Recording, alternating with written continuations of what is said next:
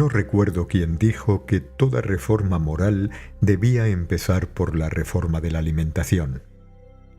Esto es cierto. La pureza del templo es de toda necesidad para la libre manifestación del espíritu, y es indudable que la pureza o impureza de órganos y tumores solo depende de aquello de lo que nos alimentamos. En este sentido, la ciencia tiene sobradamente demostrado que la alimentación más pura es aquella que está exenta de carnes, grasas, alcohólicos, excitantes, es decir, la alimentación vegetariana, preferentemente frugívora, que nos libra de las múltiples toxinas de la carne. Harto repetido está en la Biblia, el Corán, el Evangelio de Buda, en Pitágoras y ratificado moderadamente por los maestros de la teosofía Leadbeater, Krishnamurti, el consejo de no comer carnes a aquellos que quieran pisar la verdadera senda, como ya he tenido ocasión de demostrar en alguna conferencia. La carne impurifica por sus toxinas el cuerpo físico, excita y fomenta los pasionalismos, porque lleva en sí impregnados las bajas pasiones, rastreros deseos y la bestialidad del animal, a más de las terroríficas impresiones de los actos inhumanos que han servido para matarlo y despedazarlo, efectos todos de influencia perniciosa sobre nuestro astral, como es de suponer. Vemos, pues, los obstáculos tan insuperables con que tropieza para el dominio de sus pasiones el hombre que come carnes, y sin este dominio no cabe la entrada en mundos superiores. Pero hay más. El teósofo ha de vivir en armonía con el infinito, y para eso ha de suprimir los alimentos animales. Expliquémoslo. Si recordamos nuestro último artículo sobre la música pitagórica, llegaríamos a la conclusión de que un fruto sería en último caso un acorde materializado. Comérselo sería desmaterializar ese acorde de energías que gracias a la materia podemos introducir en nuestro organismo, es decir, liberar de la grosera materia esas energías formales o vibraciones armónicas por medio de los jugos digestivos para que, en juego con los acordes vibratorios del organismo, den motivo para que se manifieste la energía individual formal de éste, su máximo tono. Como se mantiene la vibración de las cuerdas de un piano cuando se producen cerca de ellas sonidos armónicos con el suyo. Ahora comparemos la alimentación de frutos con la alimentación de carnes. En estas se nos da, y válgame la expresión, una serie de notas incongruentes robadas en el concierto que llamamos organismo viviente. Notas sin armonía que tampoco provocan la reacción armónica de las actividades del organismo que come. Y así, un trozo de carne no provoca la vibración normal y propia de las glándulas salivares, por cuanto su digestión no necesita de la eptialina de la saliva, ni provoca la vibración normal del intestino, por cuanto carece de celulosa y otros estimulantes del peristaltismo intestinal, etc. Y al no provocar la reacción vibratoria armónica en que por ley natural se debe manifestar la energía orgánica, no es alimento apropiado, y la parte material del ser que la ingiere, no debiendo ingerirla, al adaptarse a las líneas de fuerza de sus vibraciones armónicas inarmonizadas, se deforma, presentando funciones anormales o enfermedades. Véase la humanidad de hoy. Cierto que en la naturaleza existen animales que se alimentan de estas disonancias que representan los despojos de otros animales, pero obsérvese que su condición psíquica y energética es también disonante e inarmónica desde el momento en que turban la paz que soñó en su plan el Logos al matar a otros seres violentamente.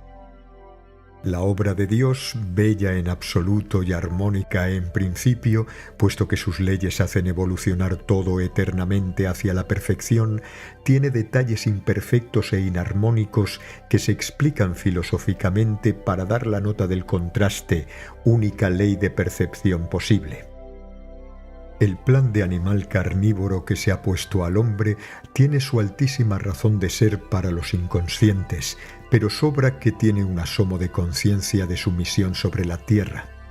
El hombre que debe ser en la tierra el representante y colaborador de la suprema armonía o plan de Dios como síntesis de la suprema verdad, del supremo bien y de la suprema belleza, como animal el más elevado de la escala zoológica, único de mente superior, debe por consiguiente alimentarse desmaterializando los armoniosos frutos que le da el suelo, tan armoniosos en sí que cada uno de ellos es capaz de producir el inefable concierto de una planta o un árbol que en último término no son más que pensamientos desarrollados cuya parte física va a sublimar la parte física de su propio cuerpo y cuyo acorde vibratorio y línea melódico-armónica va, al ponerse en juego con la energía individual, a hacer manifiesta la gran sinfonía trascendente que es a la postre su existencia toda.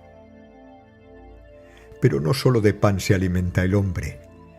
La alimentación triple, digestivo, pulmonar, cutánea, debe ser el verdadero concepto de alimentación del hombre espiritualista. No basta ni se debe confiar toda la misión digestiva al tubo gastrointestinal. No solo es insuficiente por carecer de esos elementos importantísimos que se llaman radiaciones solares y aire puro, sino que al intentar nacer a sustituto de los otros dos medios alimenticios, se expone uno a todos los peligros de la superalimentación. La alimentación digestiva es la más material de todas. Ella proporciona fundamentalmente la parte material del organismo, si bien en la natural alimentación de frutos crudos, esta parte material se reduce a lo estrictamente necesario y se aumenta hasta el máximo posible el ingreso de energías por el tubo digestivo. Nada de extraño tiene que este siglo tan material por el que estamos pasando se caracterice por el culto al vientre, o sea, a los placeres de la mesa. Todo se celebra con banquetes, todo se festeja con funciones, casi siempre anormales, del tubo digestivo. Esta es la realidad, y no cabe duda de que semejante alimentación tenga positiva influencia en las ideas emitidas, ya que al requerir estas funciones cerebrales, estas funciones se hallan dificultadas por los residuos y gases tóxicos de la alimentación excesiva y carnívora. El que materializa con alimentos groseros y tóxicos las células de su cuerpo hace descender la mente a planos más bajos y más sensuales. En cambio, los materiales de construcción del cuerpo pueden sutilizarse, espiritualizarse, si se me permite la expresión, con una adecuada alimentación vegetariana predominantemente crudívora que tantos valores energéticos, eléctricos, magnéticos, radiactivos, vitales y con tan gran predominio sobre el valor material aporta al cuerpo. Mirando al mundo se hallará el ejemplo de esto que afirmo. Veremos unas personas gruesas, malolientes, de funciones retardadas, paso lento, pesadez, tardías en comprender, con ideales de lujo, comodidades de holgazanería y sobre todo con una mesa bien puesta. Estas personas son condenadas a los lazos de la materia y se preocupan y enfadan por los menores detalles de la vida material. En cambio, hallaréis otras que tan lejos se hallan de las trabas materiales, que son limpias interna y externamente, para librarse físicamente de todo lo que sea acumulo de materiales extraños y sin vida, diligentes y vivas, con ideales de sencillez, y que no se preocupan por detalles de la vida que solo pueden tener una importancia sensitiva o externa. Estos individuos positivamente compuestos de una materia más sutil y más refinada son más dueños de su cuerpo, porque las vibraciones de la voluntad y de los sentimientos influyen más fácilmente sobre materiales sutiles o energéticos que sobre los groseros. El de los anteriores es más material y tiene un tanto muy elevado de muerte, que diría Letamendi, de inercia. La espiritualización de la materia, o sea, el elevarla a planos más energéticos, solo puede conseguirse con la alimentación vegetariana y con la práctica diaria de alimentación pulmonar y cutánea. La alimentación pulmonar requiere, como es lógico, la pureza del aire.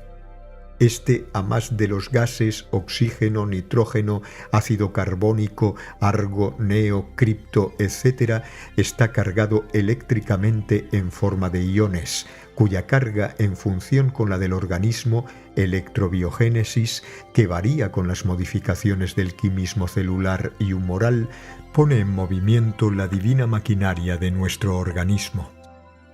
Es pues el aire más que una fuente de oxígeno para las combustiones orgánicas. Es un medio acumulador de las más variadas y sutiles energías eléctricas, magnéticas, radiantes, etc. El aire lleva en sí vitalidad, el prana, no apreciable por el análisis químico. La alimentación por la piel, por medio de ese mismo aire y de esas otras aún más sutiles energías fototermomagneto-radioelectroquímicas vitales del Sol, es aún más interesante para el hombre civilizado por cuanto ella es la más propia y constituye el más adecuado motor para el funcionamiento de ese prodigio de la naturaleza que llamamos cerebro humano. El alimento de la materia orgánica más sutil y más delicada, los centros nerviosos, es también la energía más sutil y más delicada, los rayos del sol. En el cerebro, por ser el órgano más exquisito, las células nerviosas han perdido la facultad de reproducirse, sacrificio en bien de una función más alta. Estas células de tan elevada función tampoco pueden entretener su actividad en funciones de una grosera alimentación, por lo cual la naturaleza ha dispuesto alimentos sutiles y fuertemente energéticos, y los rayos del sol, dando diariamente sobre nuestra piel y retina y titilando en las terminaciones nerviosas superficiales y acumulando sus energías en los granos de pigmento dérmico, constituyen el alimento más propiamente humano, porque es el del cerebro que tan inmensamente funciona en la vida mental actual. En la piel se producen corrientes eléctricas tanto más manifiestas cuanto más glandular es la superficie explorada. Es natural que al activar el sol la función de las glándulas aumente el rendimiento eléctrico de la piel, por lo cual quiere decirse que el sol hace más que poner en función energías que existen en el organismo. Esto es precisamente lo que ocurre con todos los alimentos habidos y por haber, que no dan energías, sino que ponen en función las energías potenciales orgánicas. Los baños de sol se imponen, pues, al hombre civilizado. Hay quien pone el pretexto para defender la alimentación de carnes de que, si el hombre no se comiese a los animales, estos lo invadirían y asolarían todo. Esto es erróneo a todas luces. La naturaleza tiene equilibrada la potencia generativa de cada especie animal por una serie de circunstancias externas, ya sea el clima, los alimentos, las especies enemigas en cada país, y basta esta sabia precisión de la naturaleza para que ninguna especie se extienda más de lo que permite la vida de los demás seres. Por esto, nadie ni ninguna especie monopoliza la existencia en las selvas vírgenes donde nada hace la mano del hombre. Todo se halla perfectamente compensado y equilibrado. El hombre no necesita mancharse las manos de sangre para que la naturaleza persista en su armonía. El hombre cultiva ciertos animales domésticos, ya sean gallinas, vacas, cabras, etc., forzada e intensivamente con el fin de aprovecharse de sus productos y de sus carnes. Este cultivo intensivo hace enfermar a los animales domésticos, pero si se los abandonase otra vez a su primitivo estado de salvajismo, volverían a seleccionarse las razas. Disminuiría su capacidad reproductiva hasta el límite normal y nada haría presentir que esos animales invadiesen todo, ni que tuviésemos que recurrir a comérnoslos para evitar que ellos nos destruyesen a nosotros. Mantener esta tesis no es conocer las leyes de la naturaleza ni sus mecanismos reguladores. Por otra parte, el hombre que al civilizarse se hizo incapaz de matar animales inocentes o indefensos, al comer carne obliga a un semejante indirectamente a mantener sus instintos y sentimientos en el bajo nivel de animalidad al que le obliga su papel de matarife. Y esto no es moral, ni humano, ni teósofo. no podemos ser cómplices, llamándonos espiritualistas, de que otros hombres estanquen su evolución en tan desagradables papeles y de que se produzcan tan grandes y tan tenebrosas oleadas astrales de odio, rencor, sufrimiento, terror, angustia, como representan las almas vengativas de tantos animales indefensos, sacrificados inútilmente por el hombre, que así no hace sino plagar todo un mundo invisible de enemigos prestos a tomarse la revancha a la menor oportunidad. Recurramos a la alimentación que nos brinda la Madre Tierra con sus frutos. El hombre tiene la constitución anatómica y fisiológica de ser frugívoro. La química nos enseña que estos alimentos carecen de residuos tóxicos. Son los únicos que permiten la más perfecta piedad y respeto hacia todo lo creado, porque el árbol o la planta nos brindan sus frutos, verdaderos acumuladores de la luz solar, sin que para ello tengamos que segar su vida, que también nos da sombra, frescura y alegría. Qué sublime grandeza la de la alimentación frugívora. Hubo quien dijo muy acertadamente que cuando se nos muestra algo bello, podéis asegurar que la verdad viene detrás. En el ánimo de todos está la grata impresión de alegría y paz que nos da la presencia de un huerto lleno de frutos, haciendo violento contraste con la escena brutal, inhumana, del cerdo atado, puesto patas arriba, lanzando desgarradores gemidos al aire, atravesado el corazón por el cuchillo del hombre, que Dios hizo a su imagen y semejanza.